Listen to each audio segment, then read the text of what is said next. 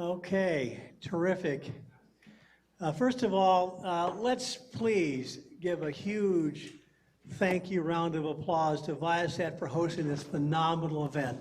Please. I'd like to recognize Rachel, who did quite a bit of the work here. She's the event manager for Viasat. Rachel, back in the back there she is. Rachel, indeed.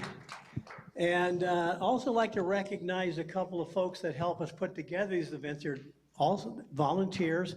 Anton Monk is on the panel. Where's the other satellite co-chair? Is Rich Stewart here? No, he's on travel. Myself and Dr. Ron Reedy is not here today, I don't think either. These events are put on by volunteers that get together with our organization and come up with the subject matter, speakers, the panelists, and hopefully a great venue, and we've got that today.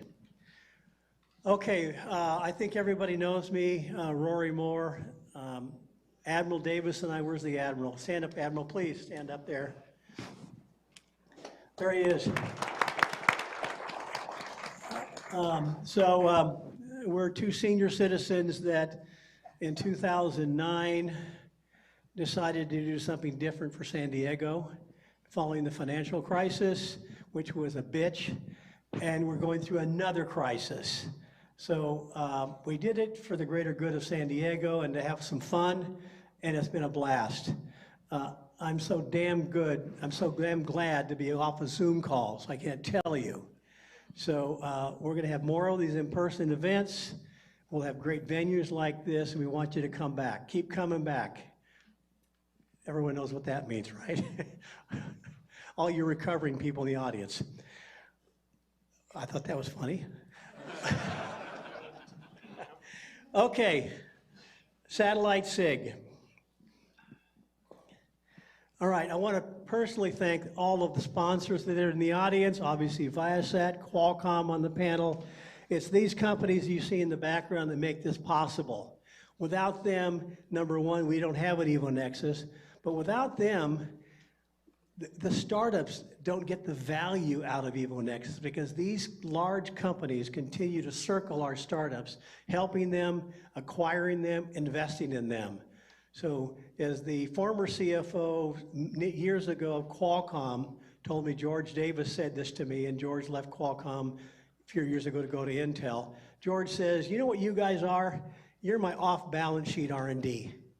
It's a good term, isn't it? Like a little farm system, creating companies, the big companies come in and pick up players. So thank you all. If your company name is not on that chart and you're in this audience, you see me afterwards. Okay, some of the metrics of EvoNexus, this is phenomenal. So, $1.7 billion have come into our startups, $1.7 billion. When Admiral and I started this, we were hoping to launch 3 companies.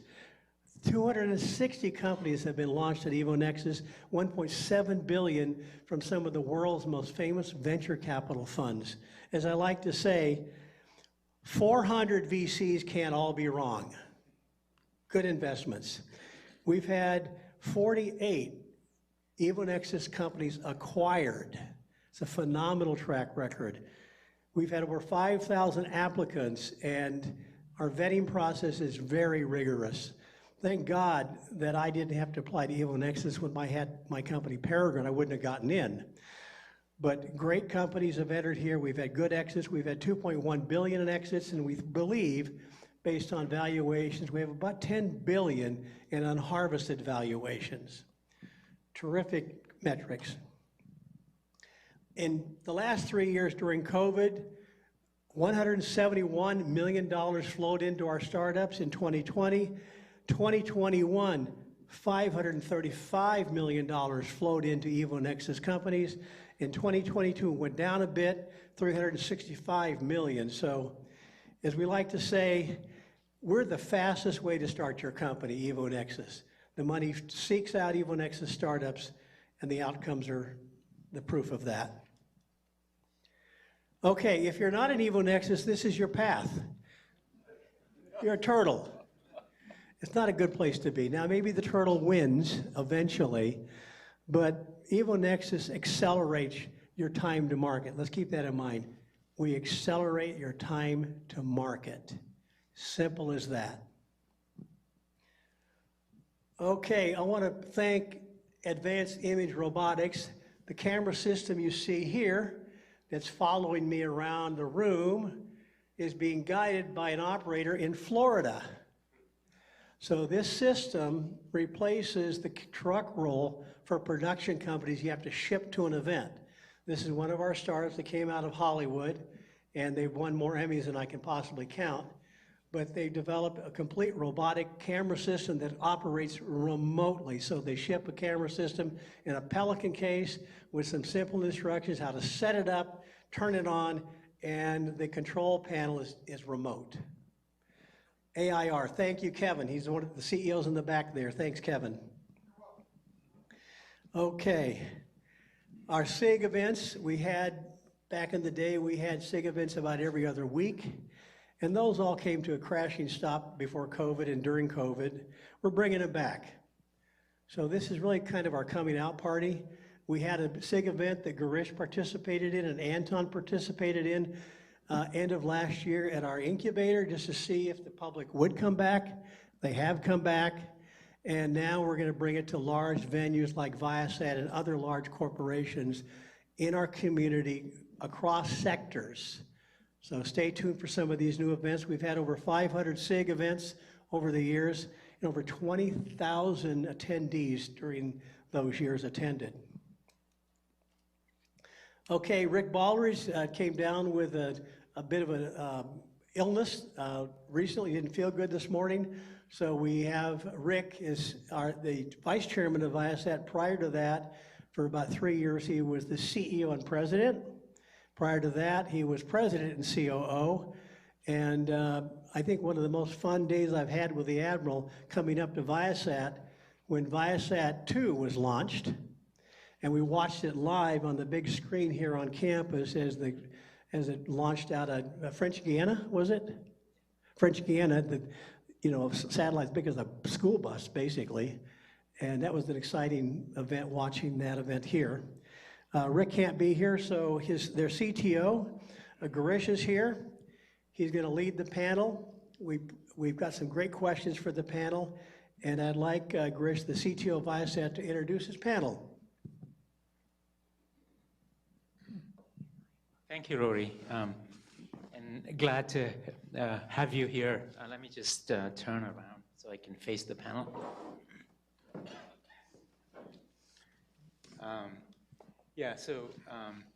On my left is Francisco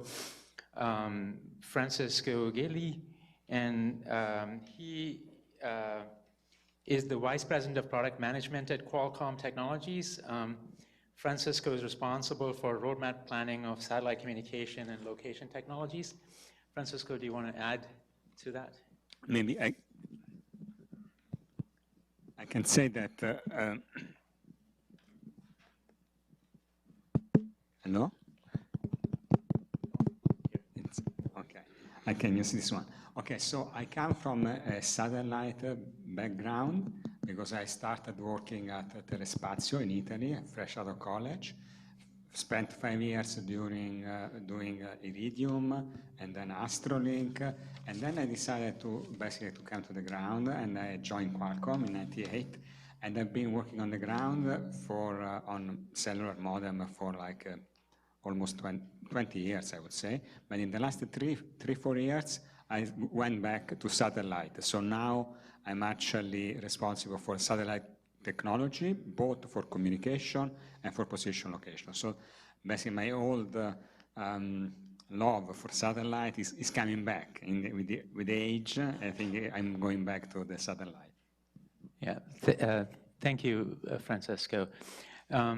To Francisco's left is Anton.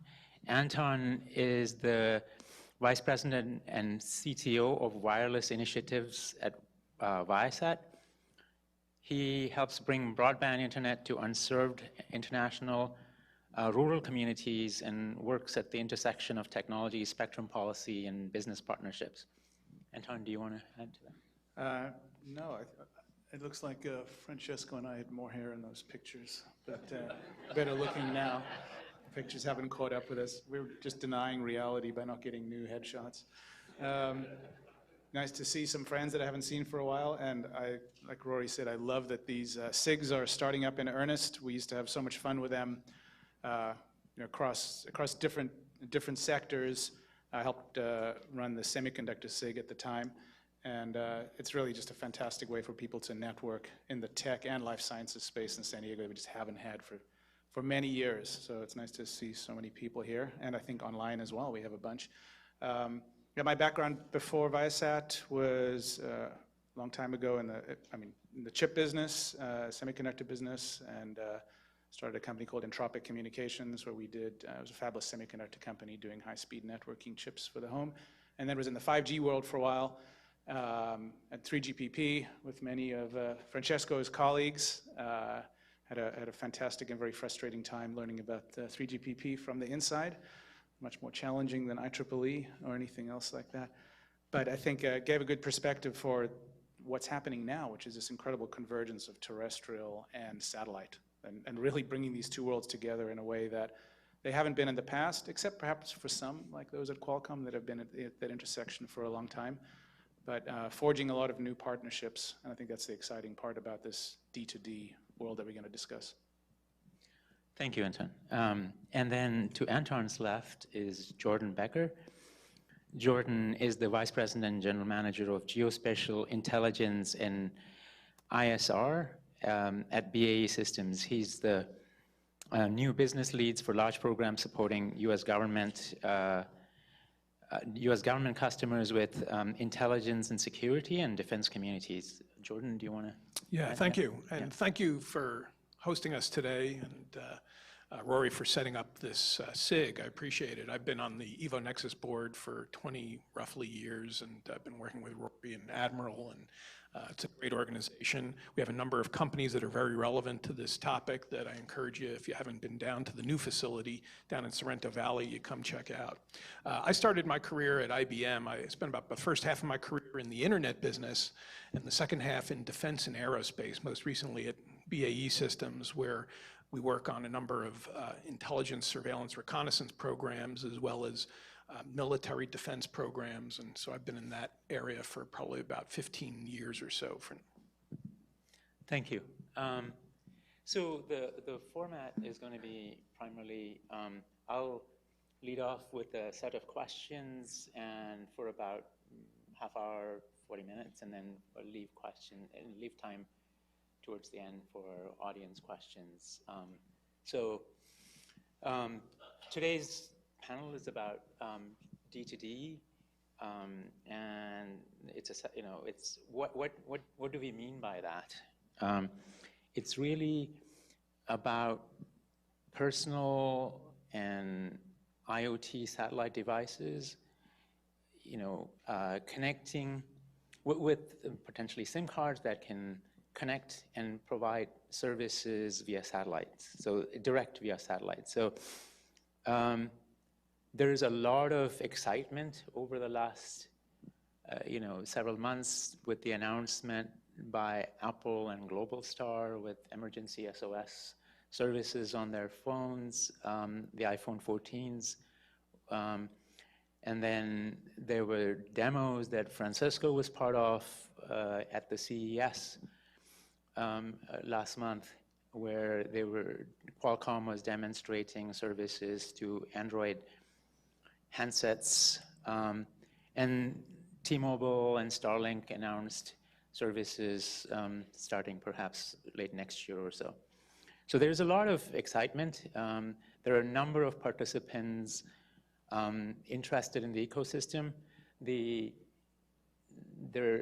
Depending on which analysts' reports you read, it can vary from a few $1 billion to tens of billions, $60+ billion, according to Northern Sky and Analysis Mason on the size of the market. But I wanted to sort of start with what kinds of services can we expect? So the initial launch of Apple and was around emergency SOS services, but I'm interested in hearing from the panelists around what are the use cases that you all see and what kind of services can we expect in these devices, at both handsets as well as IoT devices. So, Francisco, do you want to go first? Yes, maybe I can start that not only the services are important, but the feature itself, the capability to use a regular looking smartphone like this one. This is a GS22. To communicate directly with the satellite actually will create a need to buy new devices. And we are in the business of selling components for smartphones. And so we always are looking for new ways to create more use for a device which is now becoming kind of old, right, in terms of design. So users are looking for new ways to use their smartphone, and being able to use your smartphone when you are out of cellular coverage, even though you may not spend a big part of your time outside of cellular coverage, knowing that you can rely on satellite communication when you are not in cellular coverage, it gives you peace of mind. It's like buying insurance for the house. You hope your house will never burn down, but if it does burn down, it's good to have insurance, right? So we are seeing that there is strong interest for having the satellite capability in the device. Now, how this will be used? Initially, it will be emergency. We saw with the Apple announcement and also the demo that we did last month. And this is what is possible today with the current satellite, right? So maybe something more than that will be possible, but with the current satellites, but not much, because there is a limit on what you can do with the device with an internal antenna. Also pointing, even though it maybe look nice, at least as a game, it's not really convenient, right, for the user. So we need to make satellite really work seamlessly, so that people will just use like cellular today. They will not have to worry about being in coverage, out of coverage. You will always be in coverage unless you are really deep inside a cave. And so essentially what the promise of satellite is to give ubiquitous connectivity, even in areas where normally you don't have coverage. So and people are willing to pay for this capability, and also people are willing to buy new devices to have this capability. So it is quite important for an ecosystem which is kind of slowing down. If you look at the number of smartphones sold in the last couple of years, there is kind of a decline. But I think having new features like this may create a new interest. If the feature is of interest, of course, just emergency, of course, will have interest for some category of people, but if you are able to do more than that, like regular internet connectivity when you're not in cellular coverage, that will actually create quite a bit of interest. Yeah, so Anton, would you care to comment on the kinds of services? Do you ever see, where does it go from SOS? Do you see ever broadband showing up here? Can you I speak think to that? there should probably be a level set on what we're talking about initially. What we're talking about initially is kind of short messaging services. It's not only SOS. You will see solutions that can do text messaging. It's just more expensive than the free messaging you now get, but everybody remembers when you used to pay for SMS messages on your cellular network. And then there's really a split in the types of services before we get to the broadband-related stuff, which I think is what everybody wants to know about. How do you get broadband on your cell phone everywhere? But so you've got cell phone coverage, short messaging, and that can be split into markets like outdoors, where people are already paying for Garmin InReach $40, $50, $60 a month because they want to be connected when they're out hiking in the middle of nowhere.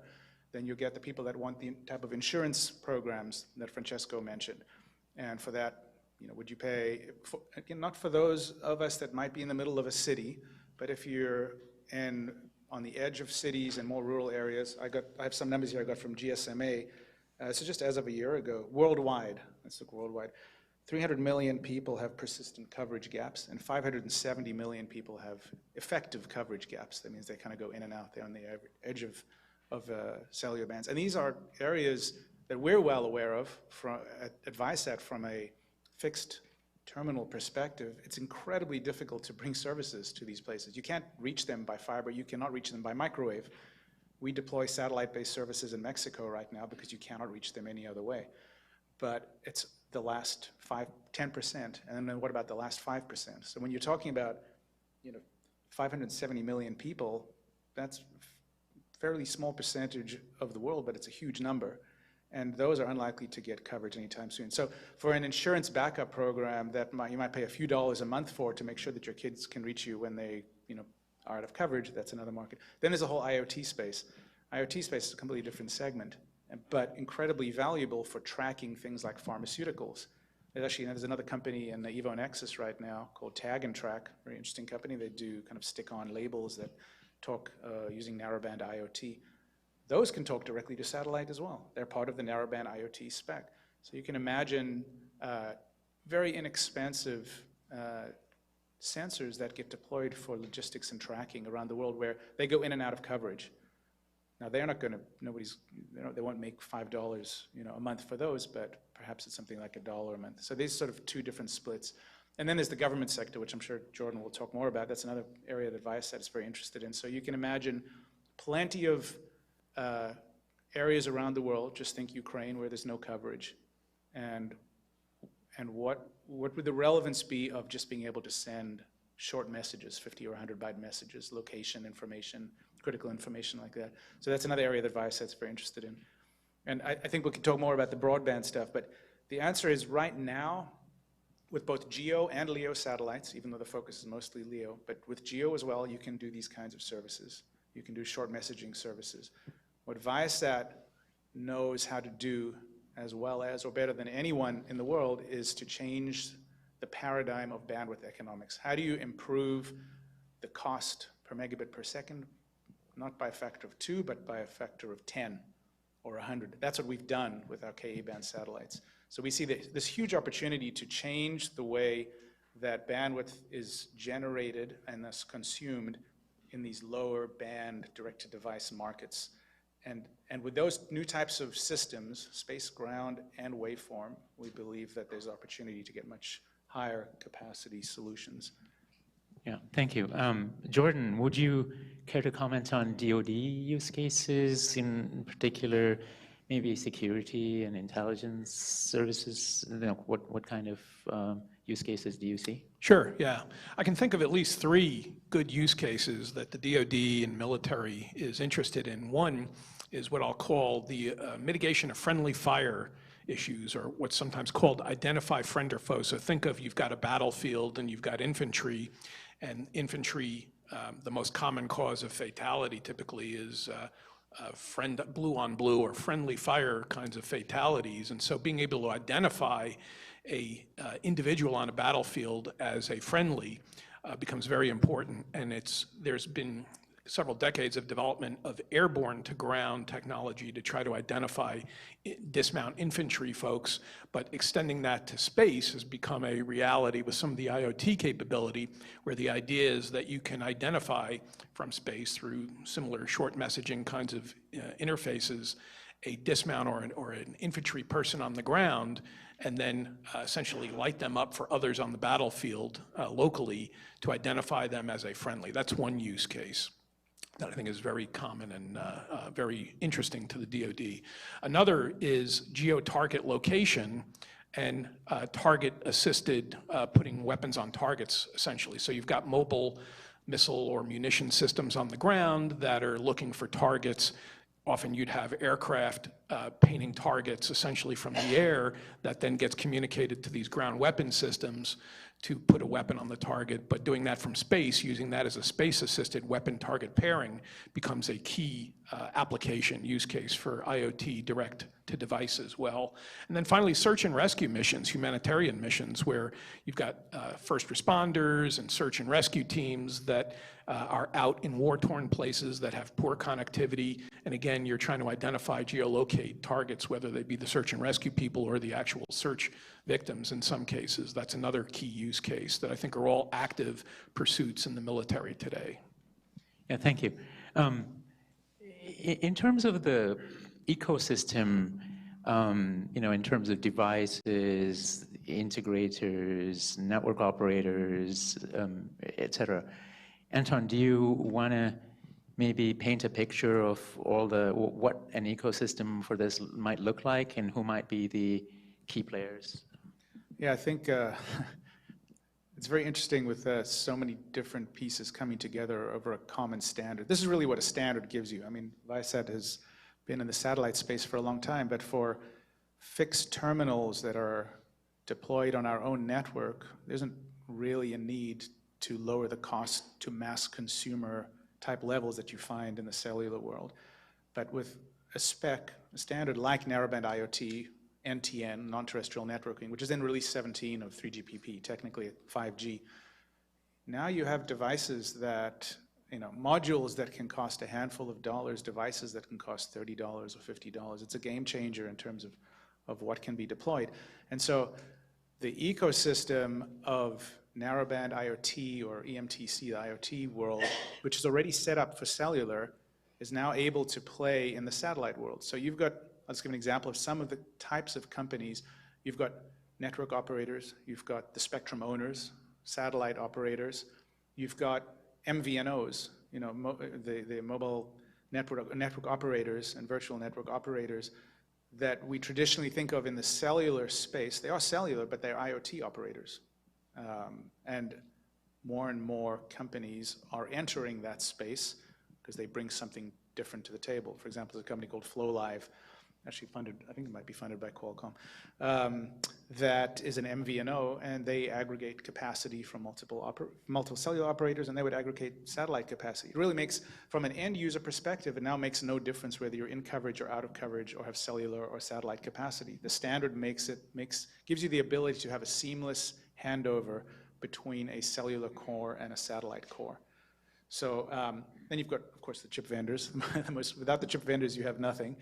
And again, the benefit of narrowband IoT as a start is that it's low bandwidth.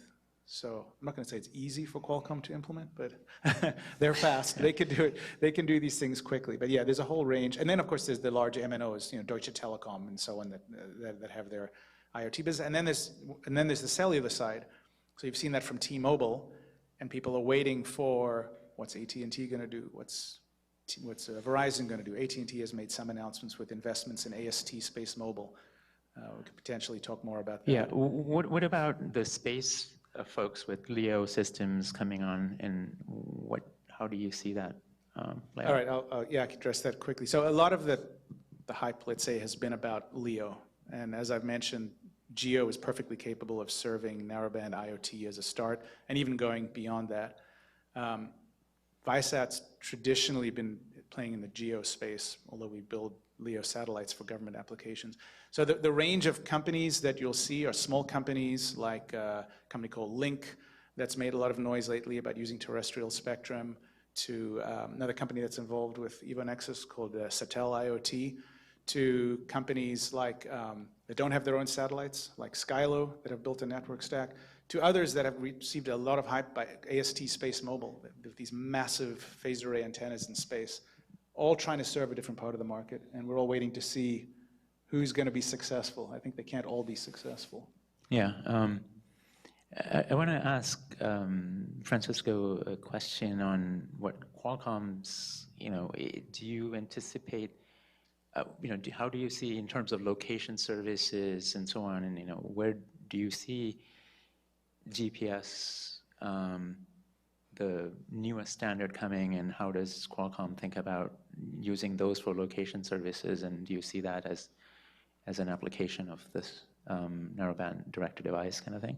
So, of course, there is actually convergence between the traditional GNSS location services and satellite communication, because normally when you just receive from the satellites without any assistance, you are able to achieve meter level accuracy, right? Once you start to stream a feed of constant corrections for the ionospheric and for whatever else, you can reduce the error to essentially you achieve a centimeter level precision, which means that if you have the latest GNSS satellite signal plus the capability to receive a few kilobits per second from a communication satellite system, then you can achieve centimeter level accuracy in a car that may be doing autonomous driving, or that essentially that you may want to control very precisely if you're doing precision agriculture or things like that, right? So today this is possible using cellular modems, and it works very well whenever you have cellular connectivity. But if you drive out of the cellular connectivity, or for agriculture, if your field is not covered by cellular, then you cannot really do this. Then you have to use a super expensive differential GPS terminals on each piece of hardware, and instead with a relatively inexpensive satellite communicator, you can get the RTK or PPP assistance that will give you centimeter level accuracy pretty much everywhere in the world, right? So there are already a lot of activities in this area. Galileo is adding the E6 signal, which actually provides you some PPP assistance, and there will be more from the GPS community as well.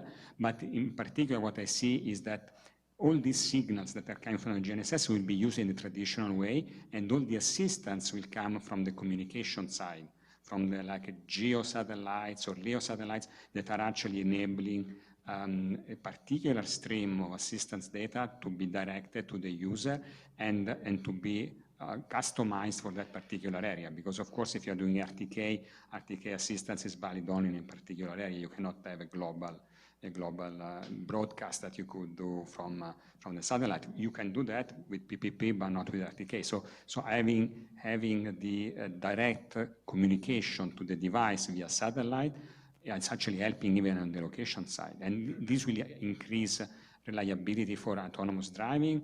It will increase the time that the car is able to position itself within the lane when you're driving. And this may make available level 5, which is almost the holy grail for autonomous driving, eventually, right? So I think level 5 without centimeter level accuracy is almost impossible, I have to say. And so this has the possibility to actually go faster toward level 5 for autonomous driving. Yeah, thanks. In terms of, what Francesco said, improved location accuracy, but other services on top of it. You mentioned Blue Force tracking, and Viasat actually offers a set of services and equipment for Blue Force tracking. But do you see these kinds of applications have, improving the kinds of use cases that you mentioned earlier, Jordan? And how do you see government going about getting these services? Yeah, so I think I do see that use of commercial infrastructure for geolocation tracking as very attractive to the military and the government writ large. The government buys things two ways. They either their preference is to create and build private infrastructure, their own satellite infrastructure, and they have lots of history doing that kind of thing. That's one extreme. The other extreme is buying managed services commercially, which they're increasingly doing. The challenge of buying managed services commercially is that you have to buy what's being sold as opposed to specifying your own requirements, which the government likes to do and wants infinite flexibility in what they buy, which is very difficult when you're talking about a commercial service. And so they're looking for hybrid approaches to be able to do that. The other challenge then becomes the security and reliability of these services, because they're very much concerned about when I need it, it's got to work. It can't be a commercial as-is kind of offering. And the challenge there is increasingly the access to the data integrity, the network, and they're very much in the government domain concerned about the threats associated with the network connectivity, mostly the space-based network connectivity. Traditionally, space-based network connectivity has been RF-based, and the government is very familiar with all the threats and vulnerabilities associated with RF-based communications between space and ground. They've increasingly been looking to exploit optical-based communications, which I know a number of operators, Viasat included, are pioneering. And that is where I think they are looking to try to increase as much as possible the integrity associated with these interconnects between space-based infrastructure and ground-based infrastructure for geolocation and other services in general. There's challenges for that. I think the optical communications mechanisms are less mature than some of the RF mechanisms. They're expensive, particularly when you're talking about smaller, either LEO or small SAT kinds of infrastructures. There's the traditional challenges of doing optics in space in terms of power management, performance, and stability issues with shock and vibration. Gimbals and positioning systems become very critical to do in space. There's a lot of progress there. There's a lot of money being spent by the government in those areas to try to create greater network infrastructure. But I think that's where a lot of the focus is how do you increase the resiliency and reliability of these systems in order to make sure that they're there when they need them to a certain number of nines that they've got to be for their use. Yeah, I'm curious as to, we talked a little bit about the services and the ecosystem. Be interested in exploring, you mentioned, potentially using commercial services, but wanting more resilience. So what are the kinds of business models that we're seeing emerge in this new, I think a long time ago, Iridium and Globalstar offered a set of services. What are the new business models that are emerging? Maybe I have some experience on the Iridium. Actually, I spent 2 years doing the first Iridium generation, Block 1, if you want. And then I spent 4 months designing the requirements for Iridium Next, which it took like 20 years, as you know, because Iridium went through bankruptcy. But the way Iridium was targeting the market was to offer a system that would be a replacement for cellular systems on the ground. So that is now completely different. So now all the ventures that are targeting smartphones, for example, everybody is talking about partnering with terrestrial operators so that you can get service from the same terrestrial operator through some roaming agreement with a satellite provider that may have roaming agreements with multiple operators around the world. So from the user point of view, this is much easier because if I am a user, I just need to have a compliant device and then I can use it with any operator. I don't have to worry about doing a special subscription with a different company just to add the satellite service, right? So I see this for smartphones in particular, there will be a roaming agreement between terrestrial and satellite, and it will become part of your regular cell phone bill. It may be a fixed per month amount, or it could be data buckets for satellite data. But essentially, it will be tied to your existing subscription. So from the user, it will be very simple, just an extra option to choose when you are changing operator or when you're changing your plan. And some plans, the most expensive ones, may come already with a bundle of free gigabytes over satellite, right? So it will be very different. So now satellite is not trying to compete with terrestrial, because we know how it went. It didn't go very well for Iridium and Globastar. But satellite is actually trying to complement terrestrial in areas where it is not economical to deploy base station. And in those areas, today, as Anton was saying, there may be no coverage at all, right?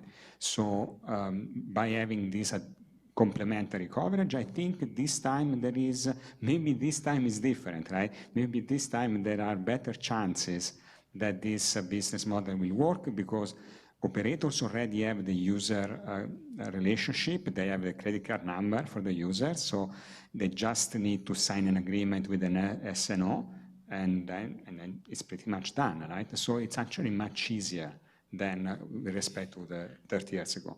Yeah, so Anton, maybe you can follow up on it, but are these, you said it's arrangement, but do you also see dual SIM kind of applications? And can you also speak to the business models in terms of the people that you've been speaking with?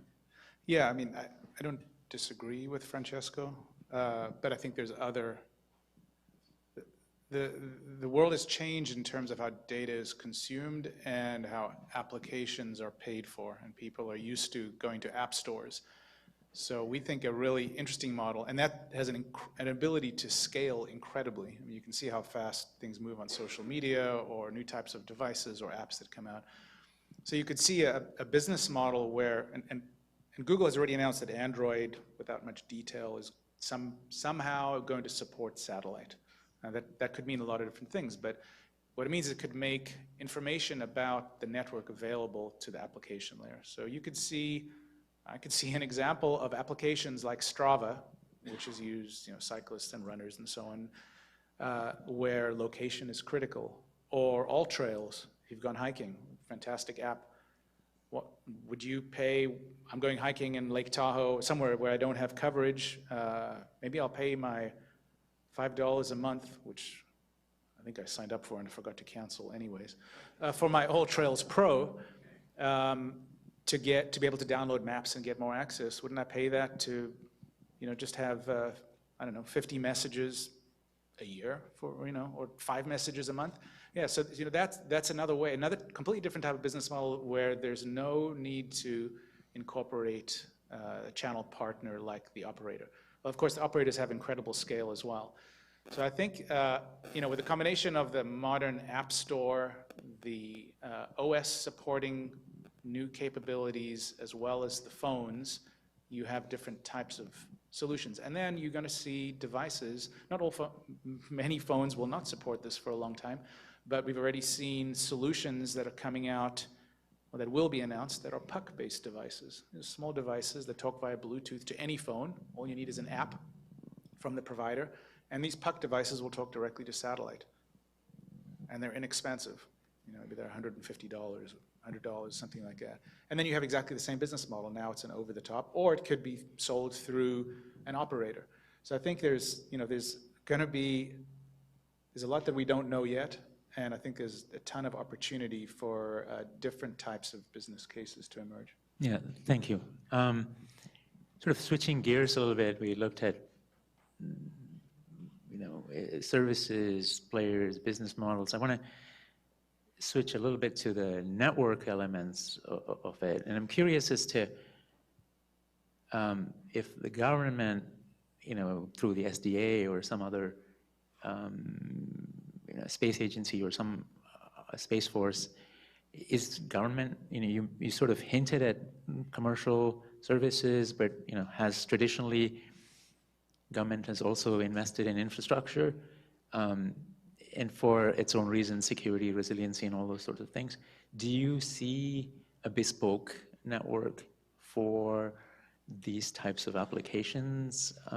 Jordan, can you speak to how government is thinking about this? Yeah, I see a mix, a hybrid of both bespoke private infrastructure as well as purchase of managed services from the commercial marketplace. If you look at the history and you segment satellite use into both There's the communications market, and there's the Earth observation, or now space situational awareness observation marketplace. In the case of Earth observation, the intelligence domain, for decades now, the government has been purchasing managed services. Originally, it was Digital Globe, GOI, they combined to form Maxar. There's billions of dollars of contracts still to this day that are being acquired either by what used to be the National Geospatial Intelligence Agency, now NRO, running those contracts to collect imagery, essentially on a managed services basis, purely on a per image, per drink kind of model. In the communications domain, the government's been slower to move to the managed services type of business. For many years, probably the largest defined commercial infrastructure has been MilSatCom, which uses the wideband global satellite system. They've got 11 generations of these satellites that were essentially privately funded and procured by the military. Originally, it was the DISA agency. More recently, they transferred that to the Space Force Space Development Agency as the acquisition authority for that. And they thought they were going to end that with the WGS-11 constellation, which was provisioned, I think, in 2019 and funded at about $600 million. They've just now announced, I think a couple of months ago, a WGS-12 satellite constellation, which will be funded and deployed. But it takes 10 years nearly from time that they talk about funding these private infrastructures to first production. And of course, during that time frame, you've got obsolescence of technology.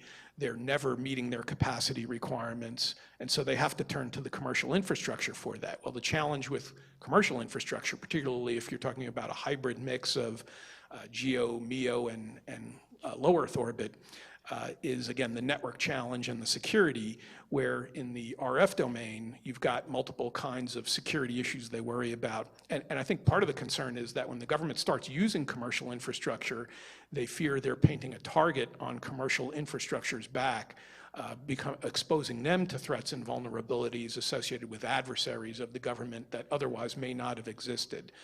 Those infrastructures become essentially risk points. And so they worry about the question of both two kinds of attack to satellite infrastructure. One is physical, kinetic kinds of attacks. You have these anti-satellite descending ASAT type, weapons that are out there. You've got co-orbital ASAT weapons. And then you've got a whole series of electronic attacks. You've got jammers. You've got denial of service cyber attack potential. All of those kinds of things that they worry about and are working on funding mitigations for those in terms of whether it be private infrastructure or working with commercial industry to enable commercial to build the capabilities of protecting the network into their own infrastructure for that purpose. So I think they'd like to get to the use and exploitation of commercial because I think they've recognized they will never meet their own capacity needs or their schedules by depending on building private commercial infrastructure. It just takes too long. By the time they deploy these, the assets become obsolete, or they can't keep the fuel for keeping assets on station. And then you've got all the resiliency issues of parts that fail due to the need for electronic radiation hardening or whatever the other physical mechanical issues are in operating in space. You can't depend on a 10-year cycle anymore to deploy this to meet the space needs for the government. Yeah. 1 second, Anton. So we're going to go to audience questions after Anton chimes in. There are no mics here, but if you get up and announce your name and ask the question, I will repeat the question so everybody can hear. So keep the questions coming. Anton, go. Yeah, I just want to follow up on the government piece. We're in a unique position, fairly unique position at Viasat because we have the commercial side of the business as well as the government side. And one of the things that we see the struggle with from the DoD side is matching up requirements on new types of constellations where they want to leverage commercial, but commercial doesn't have the same requirements. And a good example of that would be if you're designing a new LEO constellation to satisfy, let's say, narrowband application, commercial, you don't have to worry as much about resilience or maybe a ground station being taken out by an attack security is still an issue. You don't have to worry as much about, you may want to do a lower cost, low Earth orbiting CubeSat, which then makes it more difficult because of size, weight, power, cost constraints to do intersatellite optical links. Like Jordan was mentioning, those things get more expensive.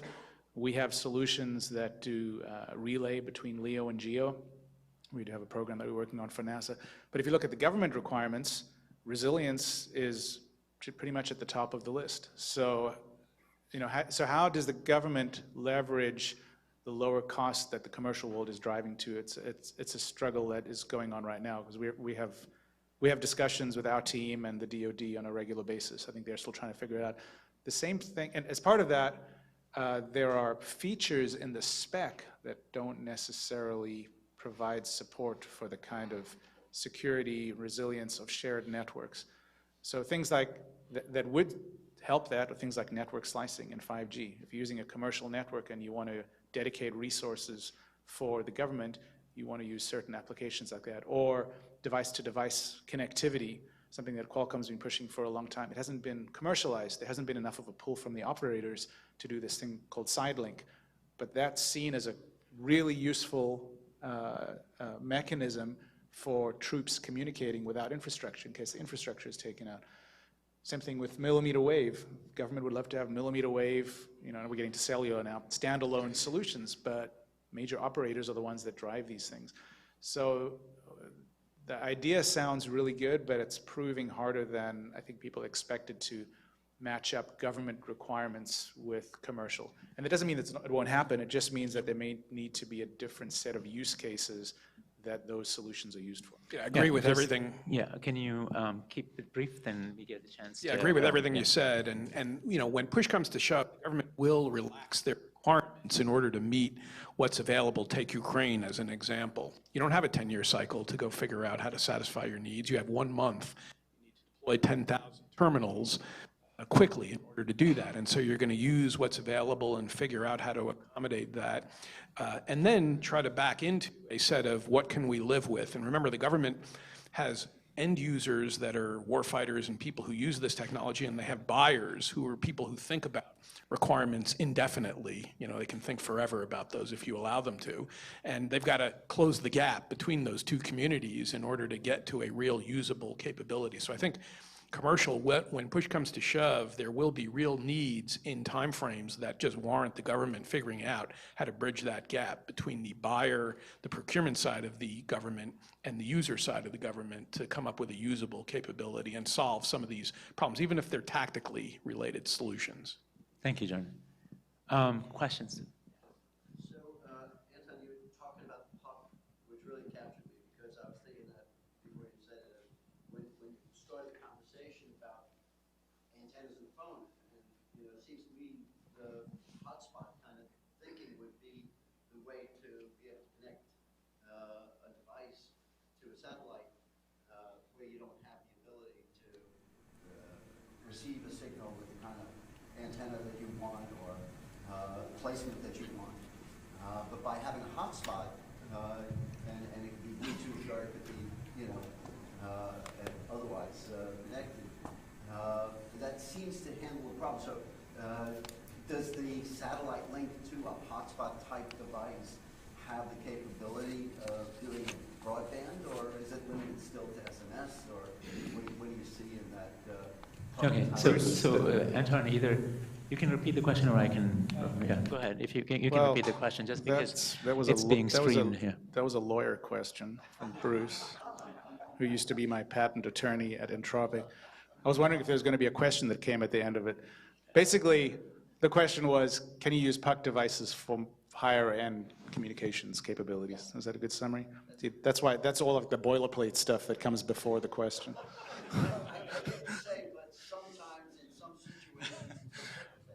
Yeah, I think the answer is yes. I mean, you could take the extreme. The extreme is a fixed terminal that's got a 70 centimeter dish that's pointing up. I think that thing can talk. It does talk direct to satellite. I think there is opportunity there's actually also for government applications. So you can have these pucks that satisfy cellular emissions requirements, 23 dBm transmit power and so on. But that doesn't have to be a constraint. That's a constraint for a phone. It's going next to your ear. But if you're allowed to put a bigger antenna on a device and still have it portable, there's no reason why you can't help close the link to a less capable satellite. The question is it economically viable? And Everything's economically viable as long as Qualcomm makes the chip.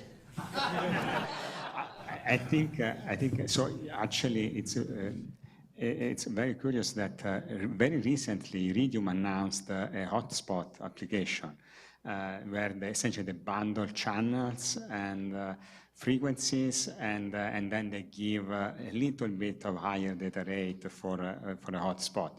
I hope they are not very successful, because that will suck a lot of capacity that we could use for the messaging services. But jokes aside, there is a POC right now that you can buy from Zolio, for example, very small, as an omni antenna, and it connects with Bluetooth to the smartphone, right?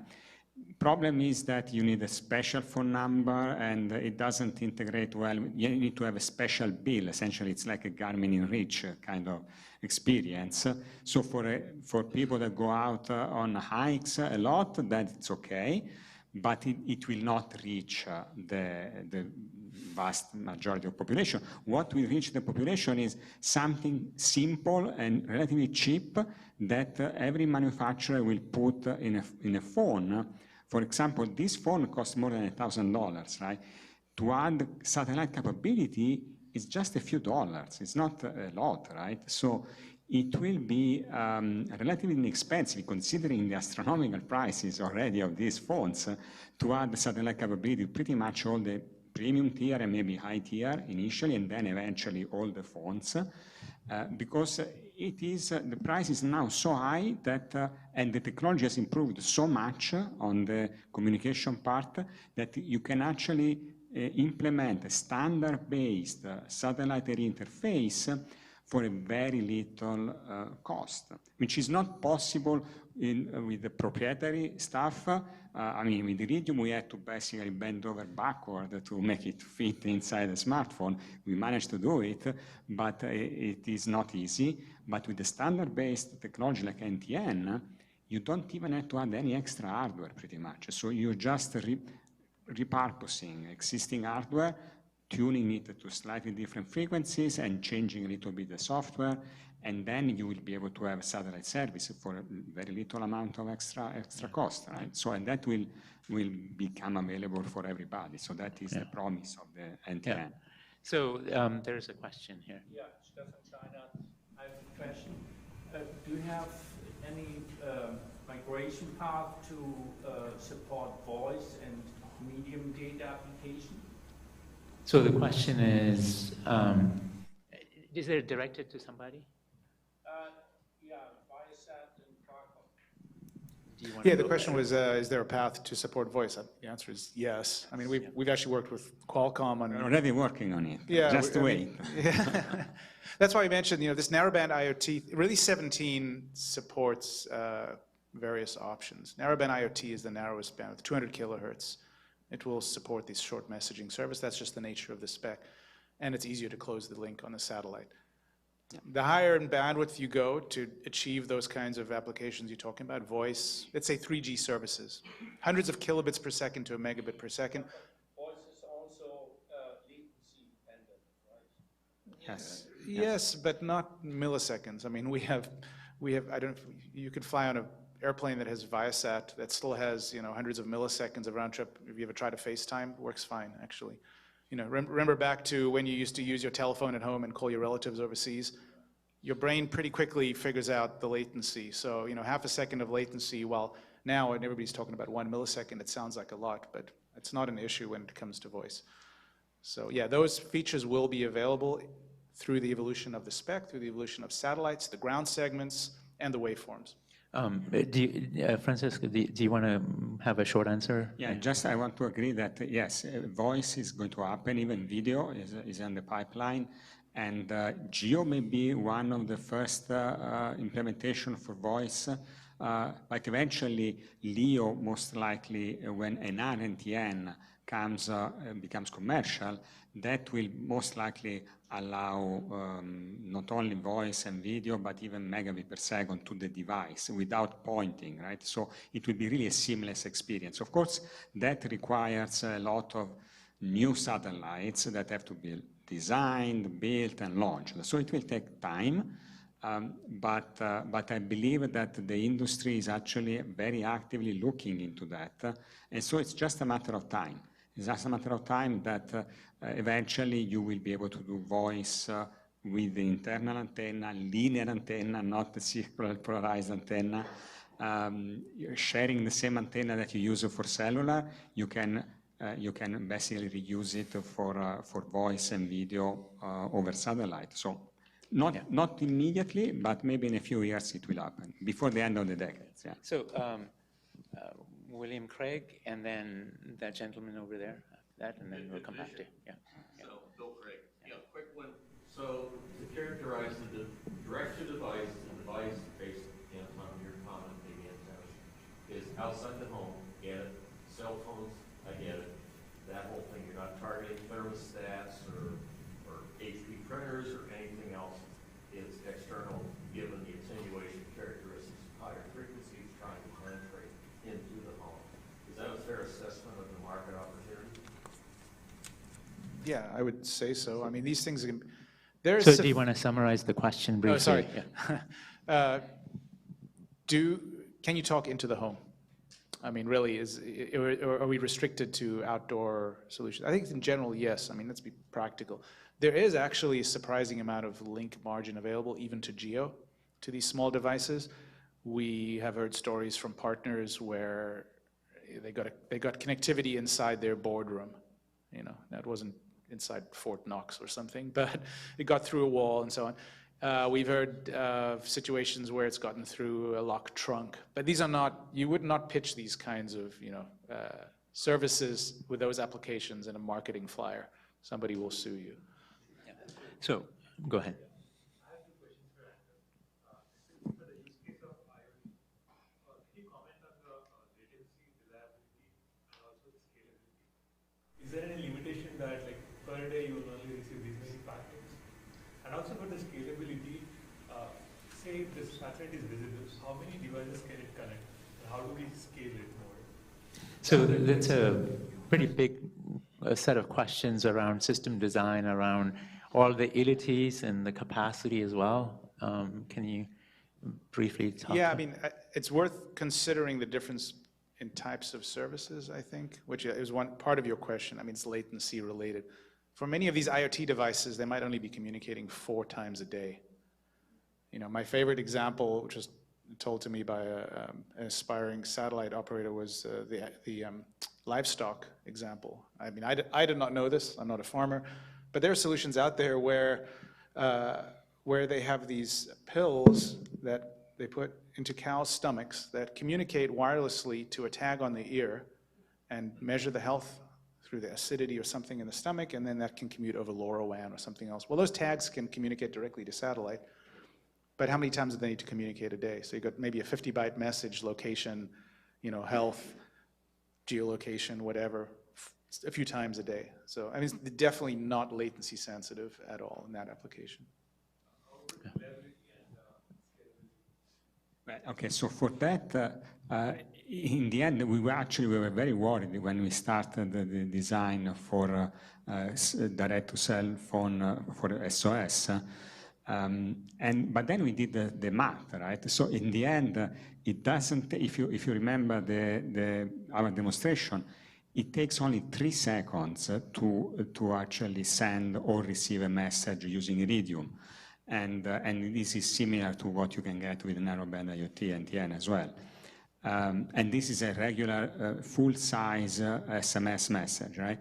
Now, if you have a beam serving a large area, in that beam you may use a big fraction of the bandwidth available, and on each band you have multiple frequencies, and on each frequencies you have multiple channels. So in the end, the number of resources available to serve just messaging is very, very high. So in order to load a system like this with just IoT, you really need billions of devices, okay? In particular, if the devices are not very chatty, like every 6 hours they transmit, then you can actually put billions of devices. So that is not the concern. The concern is when you start doing voice or video or megabit per second file download, then it's a problem. For basic IoT, you can do the math, the capacity is pretty big, even with the relatively old satellite constellations like Iridium and Globastar. So the capacity for messaging only is very big. Yeah, thank you. There are a couple more questions, but before we get there, I will probably close with those 2 questions. One question I had for the panel, and anybody here can, and 3 of you can answer. Can you comment on the spectrum available, which is sort of tied to how much capacity can be made available in the system, and how many, whether number of devices you can support, voice calls, or whatever application services you can support? There's sort of debate around whether we can use terrestrial spectrum for satellite and the power flux density limits that come with that. So any takers on this? Yeah, maybe we can split up the answer. Jordan, do you have any comment on that Well, also? Yeah. in terms of spectrum availability, remember there's RF and there's optical. In the optical case, you know, you have great possibilities because of the point-to-point nature of optical communications. With RF, you know, it's very much a licensing, and I leave it to my colleagues to comment on where the available spectrum options are there. Okay. Yeah, I think we almost overlooked this topic, but it's probably more important than any of the technology pieces, as it usually is, you know, spectrum. There are 2 approaches being considered. One is the use of MSS, mobile satellite services, licensed satellite spectrum. That's what Globalstar and Iridium have. And then you've got other entrants that don't have access to that spectrum, because they're really relatively small group of operators that actually own MSS spectrum. And that's to try to use terrestrial spectrum for satellite services. And it's sort of ironic that in the past, some MSS satellite operators have tried, some have been successful, some have failed to use satellite spectrum for terrestrial, because terrestrial spectrum is so valuable. But if you take a look at Starlink and T-Mobile, what they are planning to do is to use T-Mobile spectrum. T-Mobile is going to allocate spectrum across the whole US, up to 5 megahertz. And T-Mobile has, I guess, determined that that spectrum, as valuable as it is worth dedicating, or maybe it's not fully utilized, is worth dedicating to satellite. Now, the story doesn't end there, because the FCC has to approve this. And even if they do, the story doesn't end there, because what happens when Starlink wants to extend services outside of the coverage area? Some operators have told us, or MNOs have told us, there's absolutely no way they will use any of their spectrum, terrestrial spectrum, for satellite services.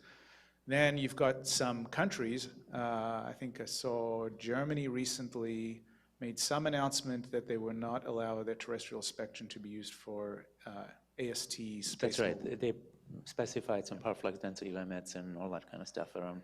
Yeah, so you have these really complicated geographic issues that are going to pop up, and you've got these LEOs flying overhead at, I don't know, 7,000 kilometers an hour, whatever it is, and they have to stop. They have to turn off their beam or change the frequency. And they can't turn it off exactly where they're going to start interfering with the cellular operator. They have to leave a gap. Gap could be 25 kilometers, it could be more.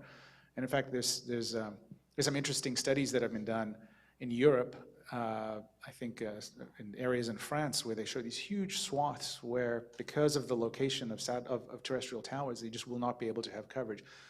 So, I mean, the answer, our view is satellite licensed spectrum is the answer. Now, keep in mind, for those reasons, it's already licensed for that use. But keep in mind, as you were alluding to, Girish, we're not talking about gigahertz of bandwidths that are available here. I mean, in L band, it's typically 34 megahertz up and down for GEO. And so what we know is that if this market is as successful as people are hoping it will be, there won't be enough spectrum. There'll be a capacity constraint. Now, we can do certain things like we've done on broadband satellites to improve the bandwidth economics, improve the satellite segment, the ground segment, the waveform, working with our friends, and so on. But there still probably won't be enough if the market is as big as this. And what will be needed is cooperation and orchestration and traffic steering and so on between different spectrum owners and LEO, GEO, MEO operators, so multi-domain. So I think you're going to see a lot of this, the storytelling about hybrid networks that has been going on for the last couple of years may very well be driven by this capacity-constrained environment of narrowband. Yeah, just Maybe one thing I would like to add, that this is really very close to me, because I've been asked this question many times. And I agree completely that the spectrum to use is the licensed satellite spectrum. And I make this very simple example. A satellite, even with thousands of satellites, a new LEO constellation with thousands of satellites, at any given time over continental US, you will have maybe 20 or 30 satellites in view. And, but on the ground, you have hundreds of thousands of terrestrial base stations. So if you are the owner of terrestrial spectrum, you are basically, it's 1,000 times more capacity you get from the use of that spectrum on the ground than over satellite.